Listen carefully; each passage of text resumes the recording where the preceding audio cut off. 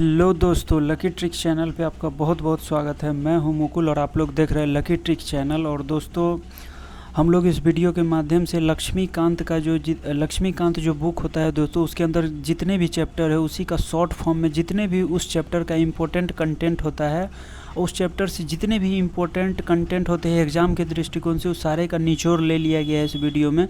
तो आप लोगों को 10 पेज 20 पेज पढ़ने से आप लोगों को अब राहत मिल जाएगी और आप बोरिंग जो फील करते थे आप लोग पूरे 20-20 चैप्टर पढ़ के कि बार बार इतना पढ़ना पड़ता है, उसी का मैंने निचोड़ कंटेंट इसमें मात्र 2 पेज में ले लिया है। तो इस कंटेंट से बाहर आप लोगों को नहीं जाएंगे।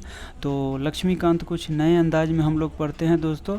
तो आज हम लोग पढ़ेंगे यही भारतीय राज्य व्यवस्था जो है दोस्तों, इसी को हम लोग पढ़ेंगे। और आज राज्य के नीति निर्देशक तत्व तो directive principles of state policy आज हम लोग यही पढ़ेंगे। तो चलिए दोस्तों देखते हैं इसमें मैंने पहला कंटेंट इस चैप्टर का लक्ष्मीकांत का क्या लिया। चैप्टर 8 है दोस्तों। तो चलिए देखते हैं। पहला कंटेंट है दोस्तों, पहला कंटेंट है राज्य के नीति निर्देशक तत्व का उल्लेख संविधान के भाग कितने में है? 4 में है। और अनुच्छेद 36 से 51 में इसका क्या है दोस्तों? उल्लेख किया गया है। तो ये ध्यान में रखेंगे। अब आगे है कि इसका विचार 1937 में निर्मित आयरलैंड के संविधान से लिया गया है। ये कहाँ से लिया गया है? तो आयरलैंड के संविधान से। और आयरलैंड ने इसे कहाँ से लिया है? स्पेन से लिया है।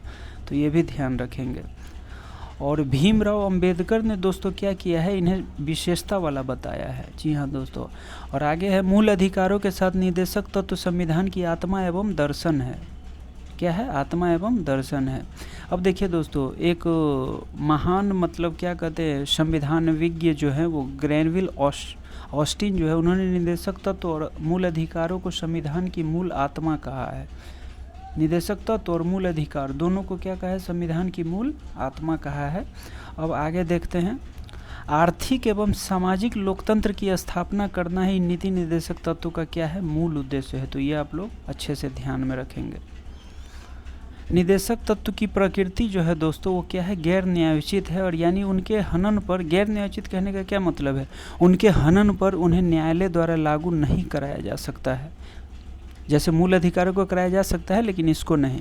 संविधान में इनका वर्गीकरण नहीं किया गया है, लेकिन इनकी दशा एवं दिशा के आधार पर इन्हें, देखिए संविधान में जो है इनका वर्गीकरण नहीं किया गया, इनको बांटा नहीं गया है, लेकिन दशा एवं दिशा के आधार पर इन्हें 3 व्यापक श्रेणियों में बांटा गया है, जिनमें पहला क्या है दोस्तों?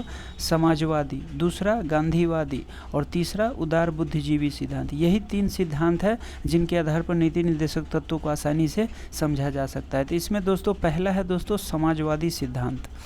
अब समाजवादी सिद्धांत को समझते हैं कि इसके अंदर क्या क्या बातें होती हैं और क्या क्या प्रावधान है। तो समाजवादी सिद्धांत में पहला कहता है दोस्तों कि सामाजिक, आर्थिक, राजनीतिक न्याय द्वारा सामाजिक व्यवस्था सुनिश्चित करना। और आय, यहाँ पे आय है दोस्तों, आय मतलब इनकम, आय, प्रतिष्ठा, सुविधाओं और अवसर की असमानता को क्या करना? समाप्त करना। ये कौन सा कहता है? अनुच्छेद 38 के अंतर्गत। अब आगे चलते हैं। स्त्री एवं पुरुषों के लिए समान कार्य के लिए समान वेतन, अनुच्छेद 39। तो ये भी ध्यान रखेंगे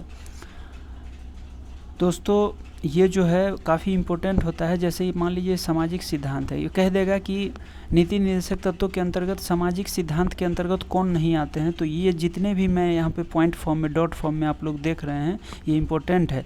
ये जितने भी कंटेंट है ये सभी कभी कभी क्या कर देंगे, ये आप लोगों को गांधीवादी सिद्धांत में भी डाल के पूछ देंगे। तो आप लोग ध्यान से इसको बार बार देखेंगे और पढ़ेंगे। अब है इसमें समाजवादी सिद्धांत में समान न्याय एवं गरीबों को निःशुल्क विधिक सहायता उपलब्ध कराना, अनुच्छेद 39 को इसके अंतर्गत आते हैं। काम, शिक्षा, बेगारी के समय लोक सहायता पाने के अधिकार को यह संरक्षित करता है। कितना? अनुच्छेद 41।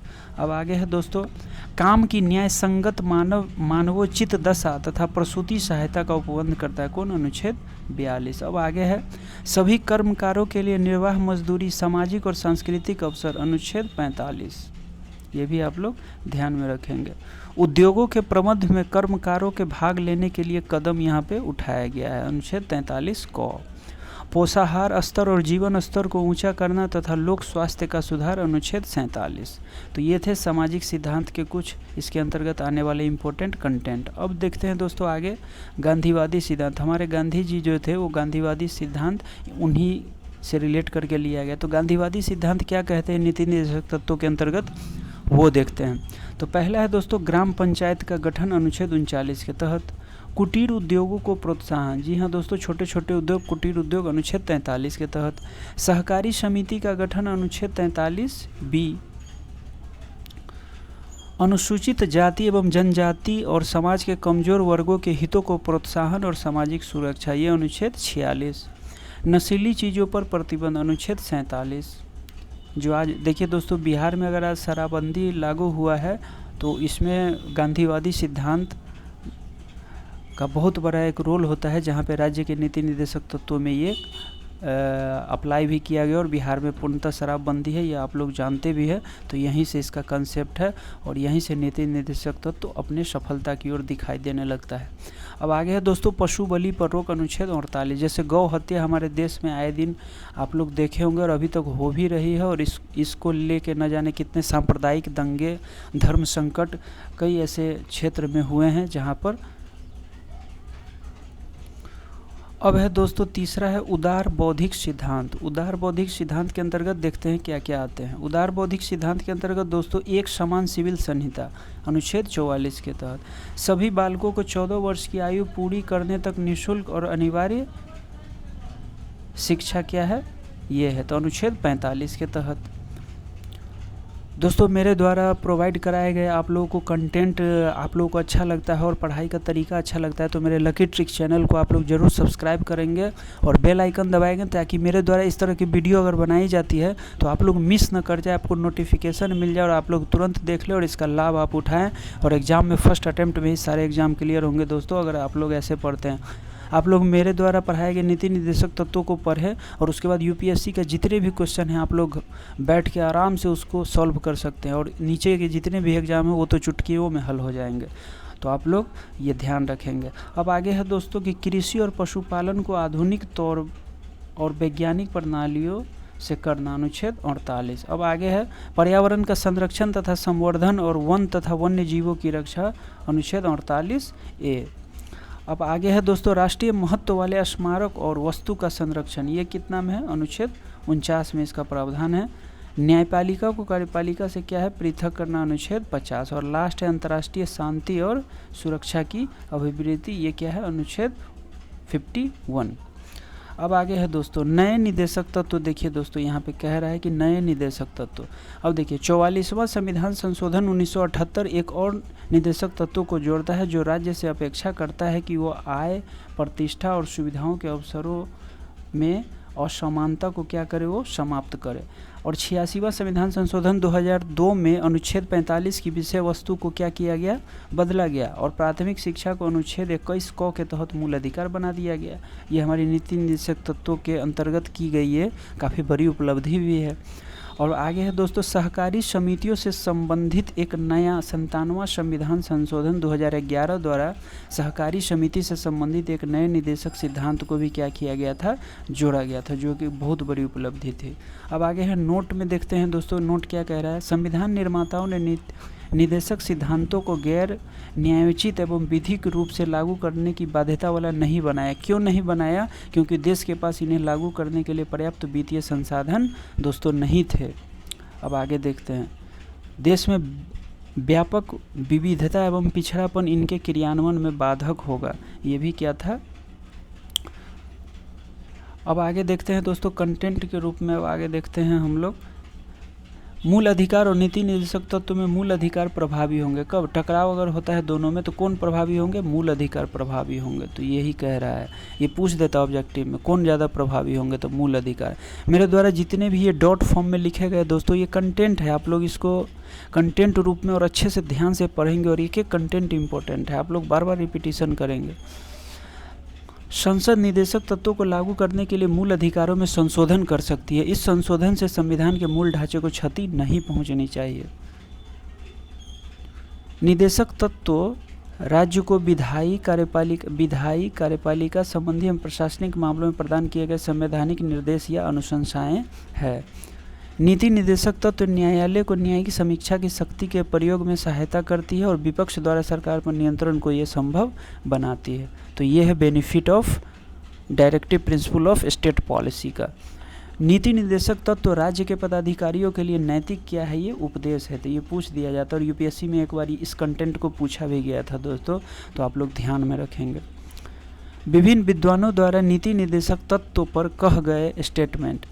विभिन्न विद्वानों द्वारा नीति निर्देशक तत्वों पर कहे गए स्टेटमेंट क्या क्या कहे हैं विभिन्न विद्वानों ने, ये भी ध्यान में रखिएगा, कभी कभी पूछ लिया जाता है।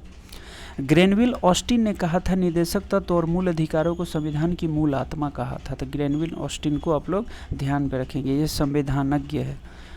एमसी चागला ने कहा कि यदि निर्देशक तत्व को पूरी तरह पालन किया जाए तो हमारा देश पृथ्वी पर स्वर्ग की भांति लगने लगेगा। तो एमसी चागला को भी आप लोग ध्यान में रखेंगे। अब आगे है सर बी एन राव। तो सर बी एन राव ने क्या कहा था निर्देशक तत्व के बारे में, तो सर बी एन राव ने कहा था कि निर्देशक तत्वों के बारे में कहा राज्य प्राधिकारियों के लिए नैतिक आवश्यकता एवं शैक्षिक मूल्य वाला इसको बताया। और एमसी शीतलवार जो है दोस्तों के अनुसार यह विपक्ष द्वारा सरकार पर नियंत्रण को ये क्या करता है, संभव बनाता है। तो ये विभिन्न विद्वानों के स्टेटमेंट भी ध्यान में रखेंगे। अब है आगे पूछ लिया जाता है दोस्तों कि ये नीति निर्देशक तत्व के भाग हैं या भाग 4 से बाहर के निर्देशक तत्व है जहाँ पर ये देखने को मिलते हैं। तो ये कौन कौन से है आखिर भाग 4 से बाहर के निर्देशक तत्व, तो यह है सेवाओं के लिए अनुसूचित जाति जनजातियों के दावे, भाग 16 में अनुच्छेद 325 में दिखाई देते हैं। भाग 4 से बाहर भी है नीति निर्देशक तत्व, कहाँ, तो यही है वो, कहाँ, भाग 16 में अनुच्छेद 325। अब है मातृभाषा में शिक्षा, भाग 17 में अनुच्छेद 350 को। अब आगे देखते हैं दोस्तों हिंदी भाषा का विकास, भाग 17 में अनुच्छेद 351। तो ये भी ध्यान रखेंगे दोस्तों। वीडियो अगर पसंद आ रहा है आप लोगों को तो लकी ट्रिक्स चैनल, मेरे लकी ट्रिक चैनल को आप लोग सब्सक्राइब करेंगे और शेयर ज़रूर करेंगे कि वीडियो आप लोगों को कैसा लगता है। ज़्यादा से ज़्यादा शेयर करें और कमेंट करें आप लोगों को किस टॉपिक पर वीडियो चाहिए, मैं आप लोगों को ऐसे ही इंटरेस्टिंग तरीके से प्रोवाइड कराऊँगा। दोस्तों इस तरह के कंटेंट आप लोगों को कहीं नहीं प्रोवाइड कराए जाएंगे, सरदरी तरीके से पढ़ाए जाते हैं, लेकिन आपको इस तरह से कंटेंट प्रोवाइड नहीं कराए जाएंगे और एक एक कंटेंट इम्पोर्टेंट है। अब देखिए दोस्तों वेरी वेरी इंपॉर्टेंट अब आ गया, मूल अधिकार एवं नीति निर्देशक तत्वों में अंतर पढ़ना है। तो अब देखते हैं दोस्तों अंतर। मूल अधिकार नकारात्मक है, जैसा कि यह राज्य को कुछ मसलों पर कार्य करने से प्रतिबंधित करते हैं, लेकिन क्या है निर्देशक तत्व जो है दोस्तों सकारात्मक है, राज्य को कुछ मसलों पर इनकी आवश्यकता होती है। अब आगे का कंटेंट है मूल अधिकार न्यायोचित है, इनके हनन पर न्यायालय द्वारा इन्हें लागू कराया जा सकता है, लेकिन निर्देशक तत्व गैर न्यायोचित है, इन्हें कानूनी रूप से न्यायालय द्वारा लागू नहीं कराया जा सकता है। तो ये आप लोग अच्छे से ध्यान रखेंगे। अब आगे है दोस्तों मूल अधिकार का उद्देश्य देश में लोकतांत्रिक राजनीतिक व्यवस्था स्थापित करना है, लेकिन नीति निर्देशक तत्व का उद्देश्य सामाजिक आर्थिक लोकतंत्र ये दोनों की स्थापना करना इनका उद्देश्य है। मूल अधिकार कानूनी रूप से मान्य है, लेकिन निर्देशक तत्व नैतिक एवं राजनीतिक मान्यता प्राप्त है। अब आगे है मूल अधिकार व्यक्तिगत कल्याण को प्रोत्साहन देते हैं, इस प्रकार यह व्यक्तिगत है, लेकिन निर्देशक तत्व समुदाय पूरे समुदाय के कल्याण को ये प्रोत्साहित करते हैं, इस तरह यह क्या है समाजवादी है। मूल अधिकार को लागू करने के लिए विधान की आवश्यकता नहीं है, यह स्वतः लागू है, लेकिन निर्देशक तत्व को क्या है दोस्तों लागू करने के लिए विधान की आवश्यकता होती है, तो यह स्वतः लागू नहीं है। अब आगे है न्यायालय इस बात के लिए बाध्य है कि किसी भी मूल अधिकार के हनन की विधि को वो गैर संवैधानिक एवं अवैध घोषित कर सकती है, लेकिन निर्देशक तत्वों का उल्लेख करने वाली किसी भी विधि को न्यायालय असंवैधानिक एवं अवैध घोषित नहीं कर सकती है। तो दोस्तों इस तरह से जितने भी इम्पोर्टेंट कंटेंट थे मैंने निर्देशक तत्वों में ले लिया है और ये चैप्टर यहीं पे समाप्त होता है। तो निर्देशक तत्वों से संबंधित एक भी कंटेंट आप लोगों को नहीं छूटेंगे। अब क्या करेंगे दोस्तों इस तरह से हम लोग बेसिक पढ़ लेंगे इम्पोर्टेंट कंटेंट, और मेरे चैनल लकी ट्रिक चैनल पे आप लोग वहाँ जाकर पॉलिटी का सेक्शन प्लेलिस्ट से खोल लेंगे और प्लेलिस्ट से जाकर वहाँ पर नीति निर्देशक तत्वों का MCQs जो होता है वहाँ पर जाके कर लेंगे। अगर ये पढ़ने के बाद MCQs आप कर लेते हैं तुरंत तो आप लोगों का ये चैप्टर ही हमेशा हमेशा के लिए आपके माइंड में सेट हो जाएगा। तो कुछ इस तरह से पढ़े दोस्तों, और इस तरह से अगर आप लोग पढ़ाई करेंगे तो विश्वास करिए आप लोगों को एक भी क्वेश्चन छूटेगा नहीं और आप दूसरे स्टूडेंट से काफ़ी अच्छे फील करेंगे।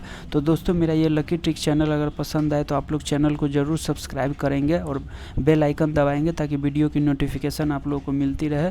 तो ऐसे ही अमेजिंग वीडियो के साथ हम लोग मिलते हैं दोस्तों नए वीडियो में। तब तक के लिए जय हिंद जय भारत।